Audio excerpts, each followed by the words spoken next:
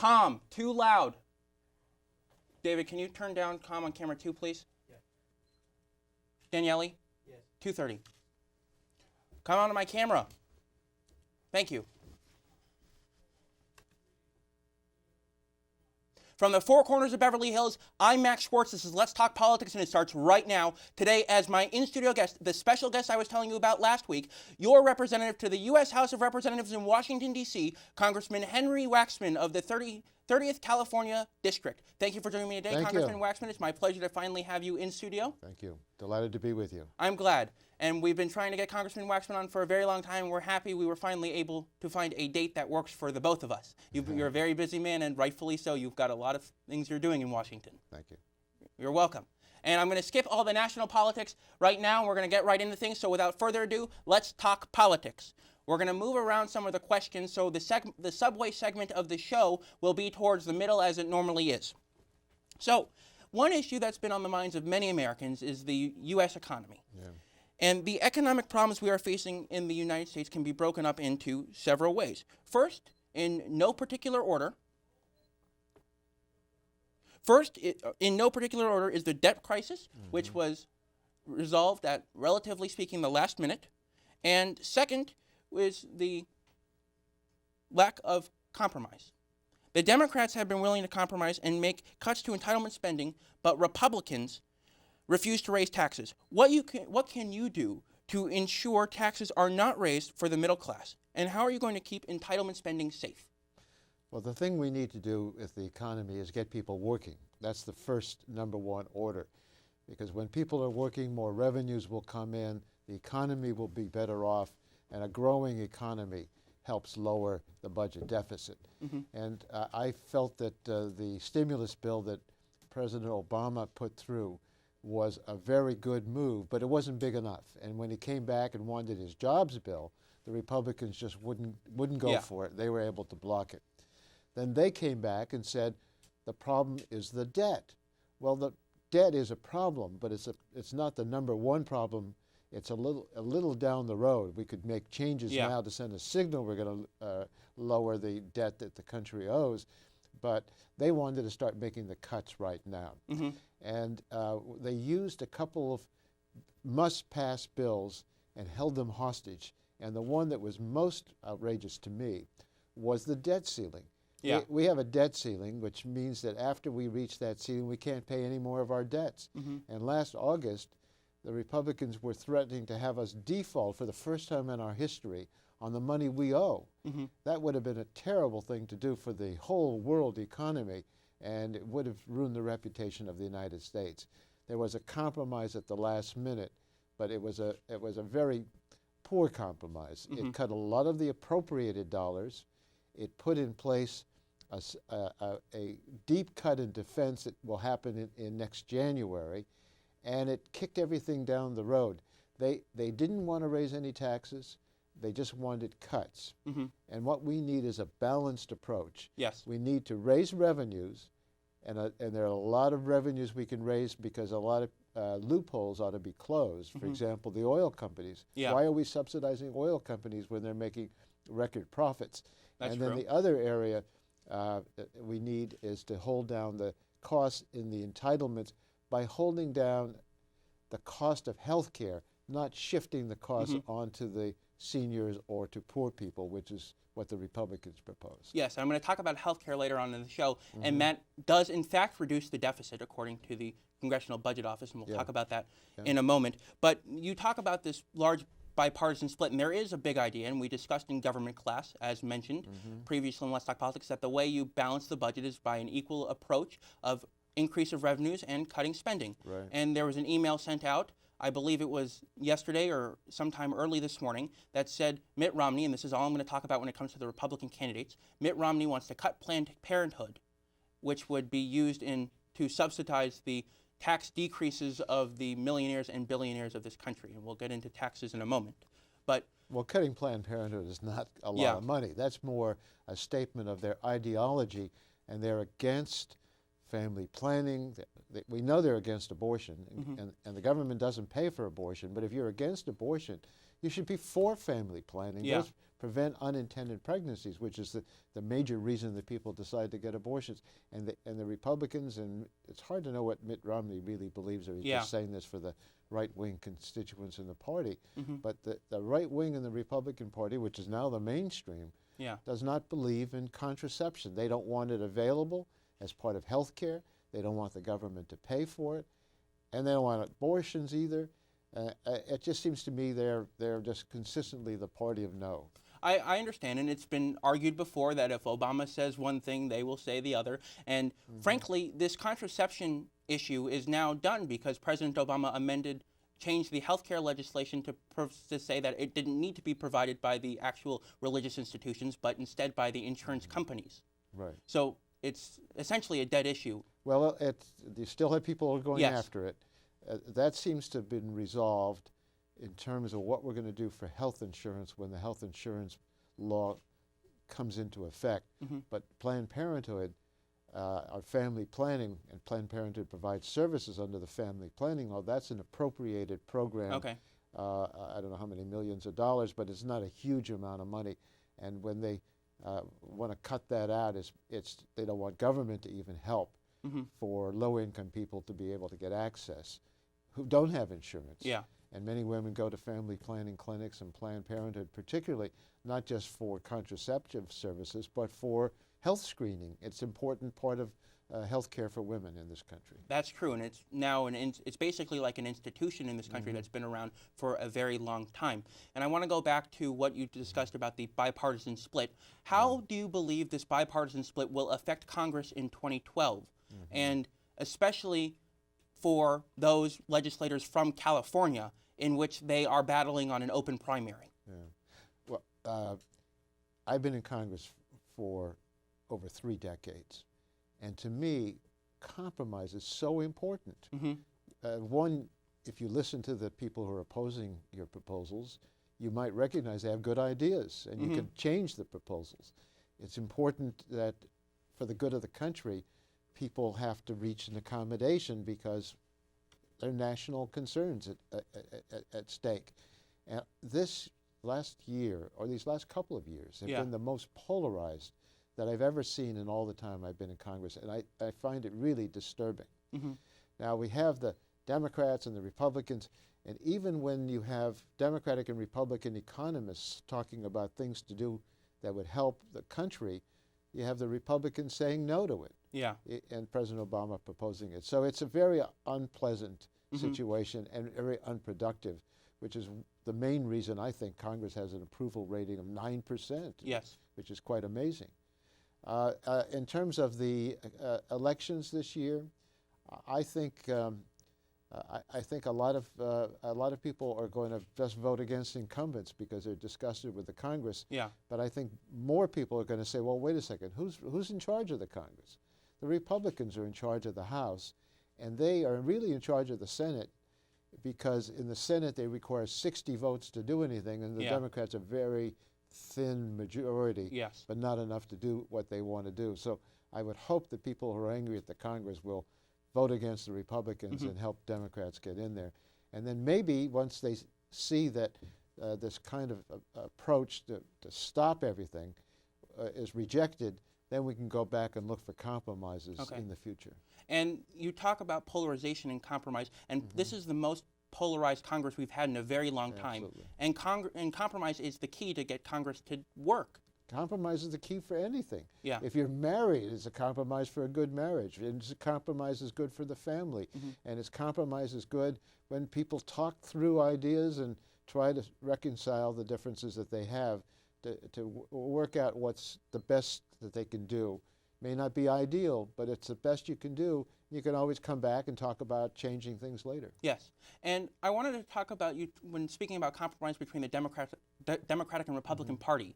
There are some that believe the Democrats don't want to compromise and the Republicans do and both parties don't. But as a ranking member of the Energy and Commerce Committee, and you play a very vital role in this, would you mind setting the record straight on who is willing to compromise and who is not to defend the correct party? Well, I was chairman of the Energy and Commerce Committee when President Obama took office. Mhm. And we had two goals that he was trying to achieve legislatively.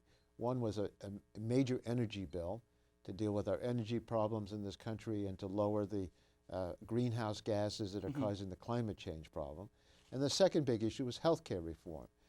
And I went to the top Republicans and I said, let's work together. I just became chairman. Democrats are now in power. Yeah. You're in the outs. But that doesn't make any difference to me. Let's work on a compromise. And the first thing that the Republican leader said to me is, why should I want to solve the problem of global warming? I don't believe there's a problem. I don't accept the science. And the Republicans, we made them vote on this. Every single Republican on our committee voted to deny that there's such a thing as global warming and climate change. Well, how do you compromise when somebody says, I don't think there's a problem, I don't want to compromise? That's on true. health care, the president did everything he could to enlist the Republicans. He invited them to the White House. He brought the health care groups together. He worked on a proposal that was the Republican proposal that they wanted to use to defeat the Clinton proposal. Yeah. And he tried to reach an area of compromise.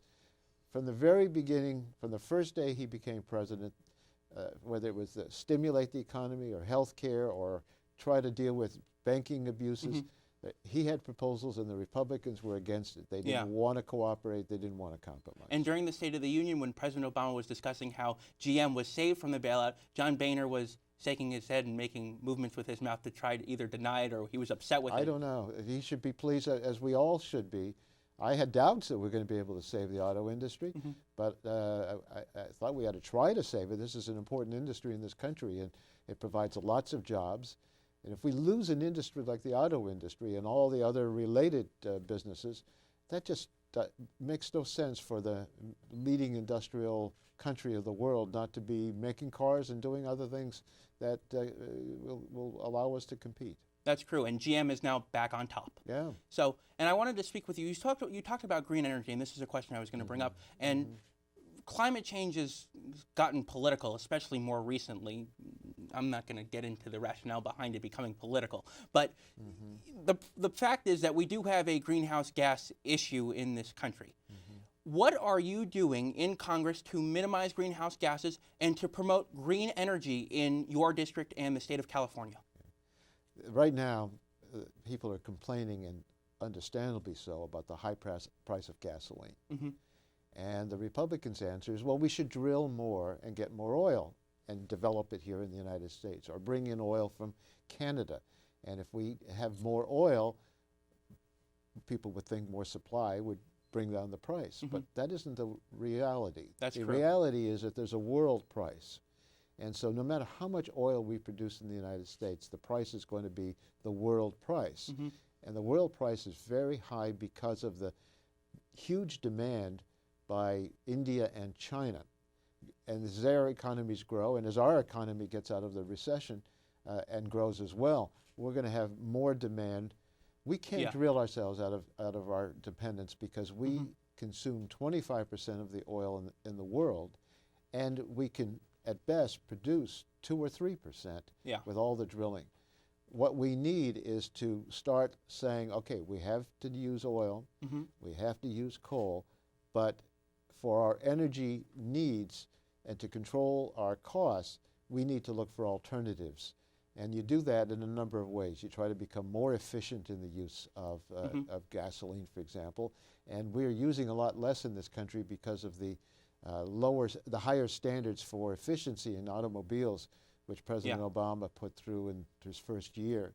And secondly, we need to look for alternatives, not just oil and fossil fuels, but wind energy, solar energy, other kinds of resources to meet our energy demand.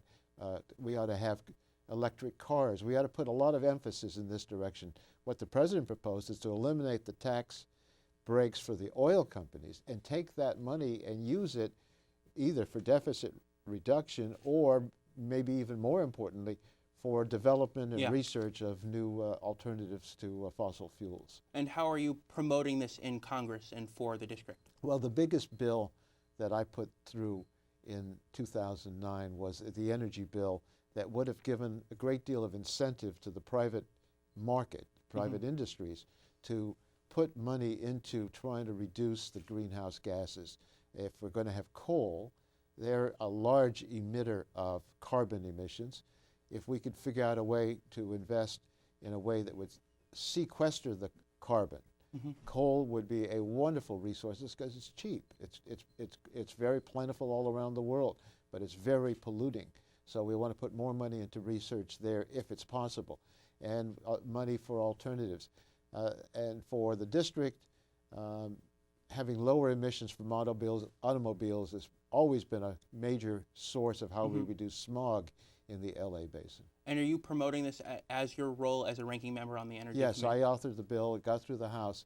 It couldn't get through the Senate, and unfortunately, we never got the bill passed.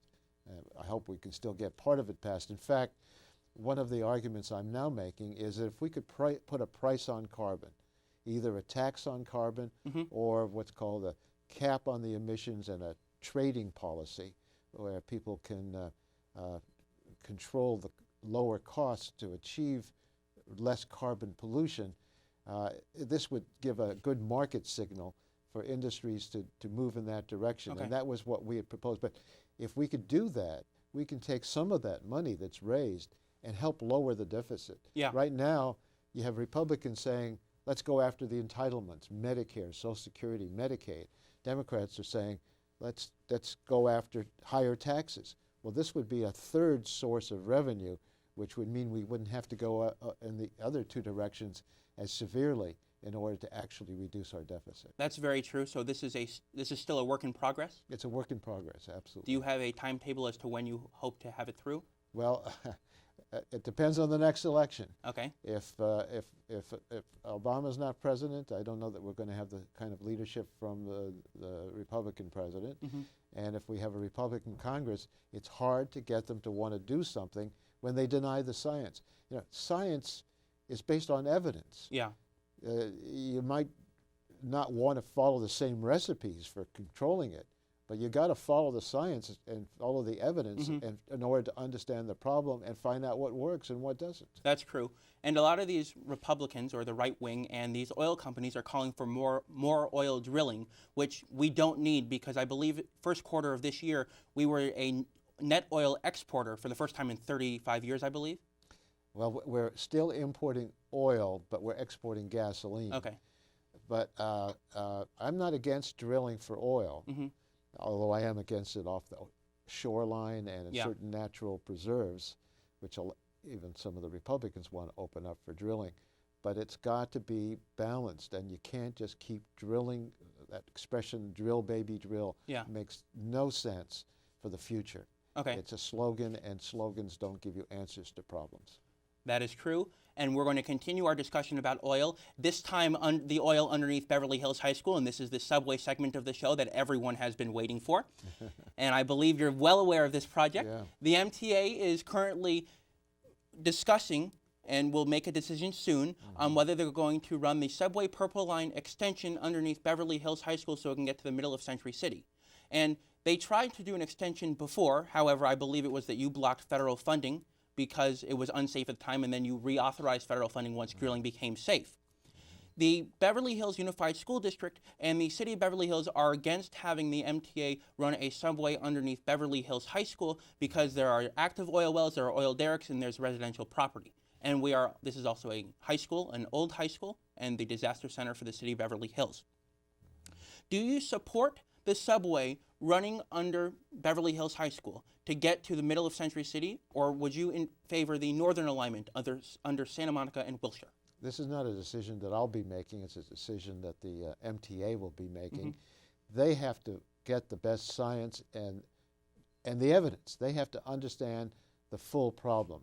And if it's as many people believe, they're not going to be able to drill under the high school. If others are correct that it's not a serious detriment to the safety of people, then they may well go with that route. But whatever their choice, it has to be based on the science and full opportunity for the public to come in and make a case for it and against it. And so I'll be watching very carefully how the MTA handles that issue. We're funding the subway. We need mass transit. this is another alternative for automobiles. Yeah. But we've got to make sure it's done safely. And for a while, I had blocked the tunneling through the Fairfax, Wilshire area because of the very high concentration of methane gas, Yeah. which we learned about after there was an explosion.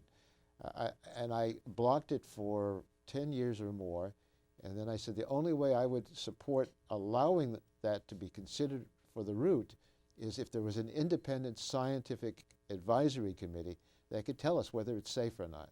They came back and said it was safe, but when I originally opposed it, they said, some of the people on that committee said, well, it wasn't safe then, but they had the techniques and the ability now to drill safely, so we allowed that to go forward.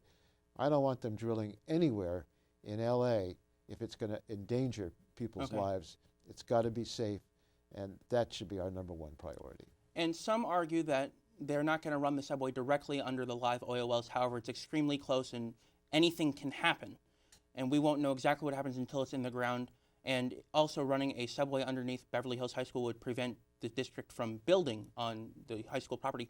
If the MTA decides to run underneath the high school or make the unsafe decision, would you pull federal funding again?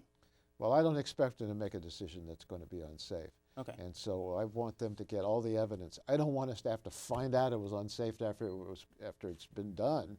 We've got to find out what the best advice is for people who are knowledgeable about this issue.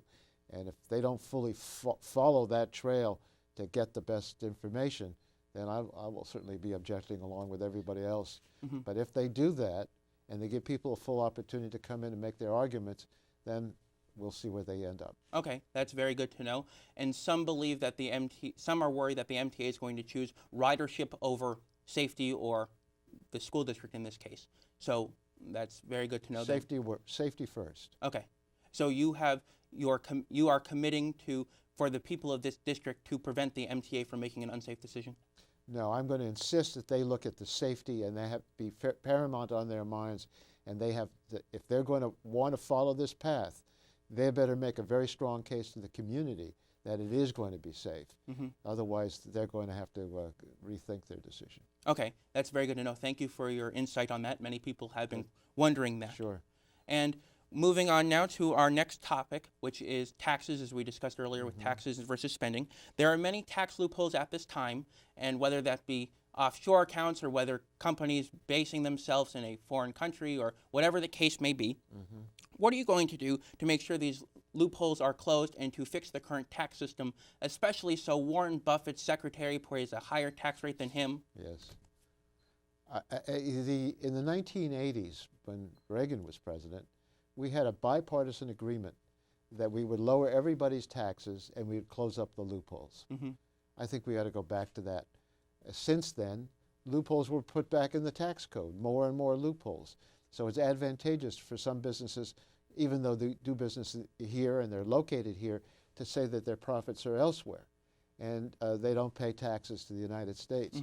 I think a lot of businesses need lower taxes for business taxes in order to compete internationally.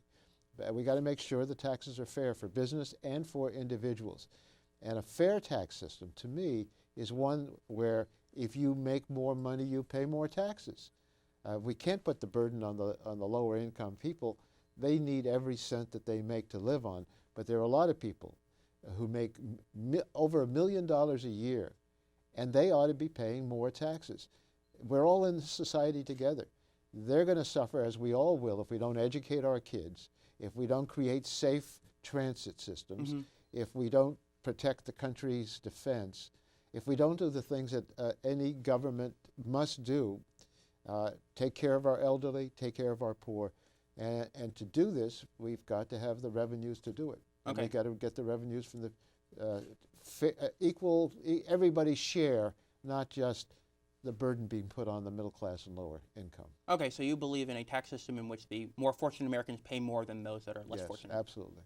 Okay, and what are you going to do to try to fix this tax system that we have, and what are you doing in Congress right now to either create new tax legislation or push tax legislation through? Well, I'm not on the tax writing committee, which is the Ways and Means committee, but I've talked to people on that committee, and I've urged that they start getting ready to do a major reform of the tax system. Okay. For the personal taxes, they ought to close up some of these loopholes. Not everything, but most of these loopholes that are inexcusable, we ought to just end. And then we can have a lower tax rate for people. But for the upper income, for people that make more than $1 million, they've got to pay more taxes. Okay. That's the first priority. For businesses, it's a bit different. And the president proposed a reform of the corporate income tax, which would lower the corporate income tax in order to help our businesses compete internationally. And I think that makes a lot of sense. So in terms of a major corporation, I'm going to just throw a name out there, such as Google, that makes a lot of money, that's based in Northern California, the state you are from. In that sense, so would the president would like to lower their taxes relatively so they could get the international marketplace? I don't know specifically how to address it to Google, but any business in the United States ought to be taxed at a fair rate. Okay. And we ought to consider the fact that they have to compete internationally, and we shouldn't put taxes so high for businesses that they have to go to these loopholes where they're shifting their money to other places in order to avoid our taxes. If they're doing business here, they ought to pay taxes here. If they're doing business here, we hope they will hire people here and provide for jobs in America. And that's one thing President Obama spoke about in the State of the Union is job insourcing, and that's one thing that the candidates for the 50th Assembly District of the State of California are saying to promote jobs in the district. And on the note of jobs, what are you doing to try to stimulate these small businesses and to bring startups to your district? I've supported legislation to encourage more startup initiatives. And California, of course, has been way ahead of most of the country in our startups. I think we have to make money available to them, and we also have to have an educated population that can do these kinds of jobs. That's what's always made California out front in creativity, and we've got to return to that. We're finding in our state that kids can't afford college, even the community colleges. And the public schools are becoming out of reach. We've got to provide Pell Grants for students in different schools, whether they be public or private. We've got to encourage young people to get an education and to go to college. And we've got to encourage young people to think beyond where we are now, the way Google did, the way a lot of the entrepreneurs did. Apple is a company that did it, where you think outside the box and you think of ways to either satisfy the demand or create the demand through innovation and ways that can also make us more productive. Okay. And you spoke about national defense and education. I want to address the national defense first, and then I'll address the education. Okay. You do a lot of national defense work, and you have you do a lot with intelligence. So how has the removal of troops from Iraq and the start of Afghanistan affected your job and Congress as a whole? Well, as I looked at the war in Iraq, it's just a tragedy that we were there. We went under false pretenses. We went there and disrupted the whole Middle East, bringing to the top, the forefront, the differences between the Sunni and the Shia Muslims, which has torn Iraq apart in many ways, where this kind of parochialism based on religion has become an issue where they're not thinking about how to live together, but how to fight the vengeances that they could dredge up for hundreds of years. In Afghanistan, I think we've just got to leave Afghanistan. We went there to go after the Al-Qaeda that struck the United States. The Al-Qaeda is not there any longer. And to be there to prop up the Karzai regime, which is corrupt and has no real control over the country, is a job that at some point you have to say, we can't do everything for everybody. Let's waste no more human lives. Let's waste no more of our American dollars and pull out of Afghanistan, as we've already done in pulling out of Iraq. And the Middle East has been a large issue of concern lately, especially with Iran. Do you believe in combat with Iran or any other Middle Eastern country? Well, I'm not looking for combat. I'm not looking for another war. Okay. But we must prevent Iran from getting nuclear weapons. Okay. And the sanctions we have on now are getting tougher and tougher. I'm hopeful they're going to work. We've got to keep squeezing down. Right now, they cannot legitimately sell their oil when the new banking sanctions take full effect. And they are going to recognize that they cannot experience the wealth that they've had in the past because they're a major provider of oil, especially to China and Europe. Europe is no longer going to be dependent on Iran. Even China has cut back on their use of oil from Iran. And I hope this economic squeeze will convince them that it's not in their interest to develop a nuclear weapon. But as the president said, and I strongly believe this, you do not take military force off the table. They've got to understand that if they don't work rationally to lift these sanctions and to be part of the international community, then we cannot allow them to have nuclear weapons, and we'll have to take military action. That's what the president said. That's what I believe. And about what the president said regarding his proposed defense cuts, what is your opinion on that, and did you support or were you against those proposed cuts?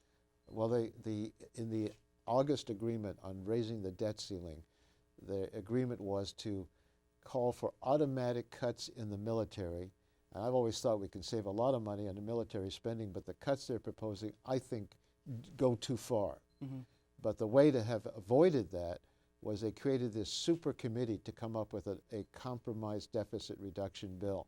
They failed. So we've got to come up with something to avoid what they call a sequestration of funds from the military. I hope we do it. We've got to do it in a balanced way. After this election, a lot of people don't realize it, right after this election, we're going to have the Bush tax cuts expiring, both for the middle class and the upper income. We're going to have the sequestration for the military budget. We're going to have the debt ceiling have to be raised again. We're going to have a lot coming at us. And that's a time where we've got to reach these compromises for the good of the country. And I hope President Obama will be there to orchestrate a compromise with people that are going to be willing to compromise with him, because that's the only way we're going to get out of our problems. Okay. And I know you have to go soon, so I have one more question before you get out of, before we run out of time. And this relates to all the students in the room and all the students watching. Yes. The government has evolved to have some jurisdiction over education, and education has been the subject of cuts in pretty much every state in this union. So what are you doing to try to prevent cuts to education and to make going to college affordable and part of the American dream like it was previously? Well, I think the federal government has a very active role in extending Pell Grants and assistance to students in going in for higher education. One of the things that the president had in his stimulus bill was money to the states for the Medi-Cal program here in California and to help them with education. That money is stopped, and the states are really hard hit because when people aren't working, they're not paying taxes, and so the state government's cutting back, and they're cutting back in areas that make no sense, cutting back on our education, cutting back on the money for our future. So we've got to get money to the states and help California raise taxes as well, so they can use it to make sure that we educate our children and have a new generation to be able to compete internationally. Yes.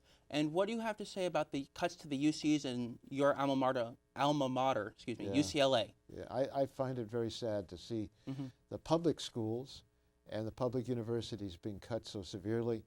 I was a product of public education. In Los Angeles. I've lived in LA all my life. I went to UCLA, which was also a public school. I got a great education. It was not as expensive as the private schools. And I was the first one in my family to go to college. Oh, wow. I don't want kids who haven't gone, whose family will be the first in their family, or kids who wanted to go to college to continue the college education that their families enjoyed, to be denied that education. So we've got to fund it. We've got to make sure the UCLA and the UC system is able to live up to its reputation and to be able to have affordable tuitions. Thank you very much for that, Congressman Waxman. Thank you very much for coming on Let's Talk Politics today, and I'd like to thank you for all you do for this district. out in Washington, D.C. Beverly Hills, thank you very much for watching. Let's Talk Politics with Me After Hours starts right now by calling 424-253-4MAX. You can also tweet me at MaxSchwartzTV. You can send Let's Talk Politics an email at ltpon6@gmail.com. And you can also comment and follow my blog, maxschwartztv.blogspot.com. Beverly Hills, thank you very much. I will see you next time with COC Chairman and co-Nobel Prize winner, Dr. Woodrow Clark II. Thank you very much, Beverly Hills, and I will see you next time.